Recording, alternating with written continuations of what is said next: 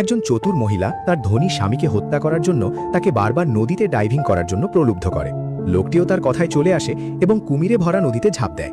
Lily শান্ত জলের দিকে তাকিয়ে থাকে এবং মনে মনে খুব খুশি হয়। চাল সফল হওয়ার পর কোটি কোটি টাকার সম্পত্তি তার হয়ে যাবে। কিন্তু কে জানত যে সেই বোকা লোকটি হঠাৎ নৌকার পেছন থেকে বেরিয়ে আসবে। আসলে সে তো তাকে মজা করে ভয় দেখাতে চেয়েছিল।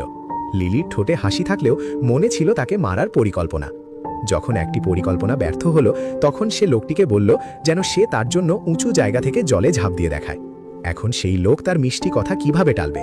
সে ভাবল এটা তো খুব সহজ কাজ, এবং তারপর সেই মহিলার আশাপূর্ণ দৃষ্টির সামনে সে দ্রুত পাহাড়ের কিনারায় পৌঁছে গেল।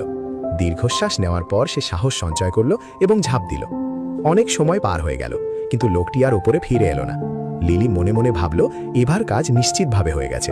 কিন্তু নিশ্চিত হওয়ার জন্য সে বারবার পরীক্ষা করে দেখল, এবং সে এমনভাবে ভান করতে লাগলো যেন সে খুব চিন্তিত।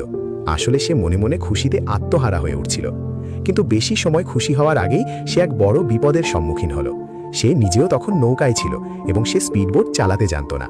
এখন কি করা যায়? কিছুক্ষণ ভাবার পর সে পুলিশকে ফোন করার সিদ্ধান্ত নিল সাহায্য চাওয়ার জন্য।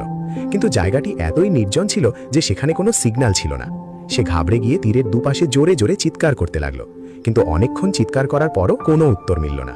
এবার সে সত্যিই ঘাবড়ে গেল এবং বাচ্চাদের মতো ফুপিয়ে কাঁদতে শুরু করলো।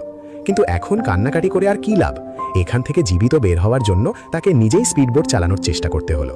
ইঞ্জিন স্টার্ট করার পর নৌকার নোঙরটিও সহজেই ওপরে উঠে এলো। এটা বেশ সহজই ছিল, কিন্তু এরপর যা ঘটল তাতে তার নিজের জীবনের ওপর ঝুঁকি চলে এলো। স্পিডবোটটি একটি পাগল ষাঁড়ের মতো নিয়ন্ত্রণের বাইরে গিয়ে এদিকে ওদিকে ছুটতে শুরু করলো। এই হঠাৎ ঘটে যাওয়া ঘটনায় সে এতটাই ভয় পেয়ে গেল যে তার মাথা একদম কাজ করা বন্ধ করে দিল। এই মুহূর্তে সে শুধু সেই বিপজ্জনক কন্ট্রোল প্যানেল থেকে দূরে থাকতে চাইছিল।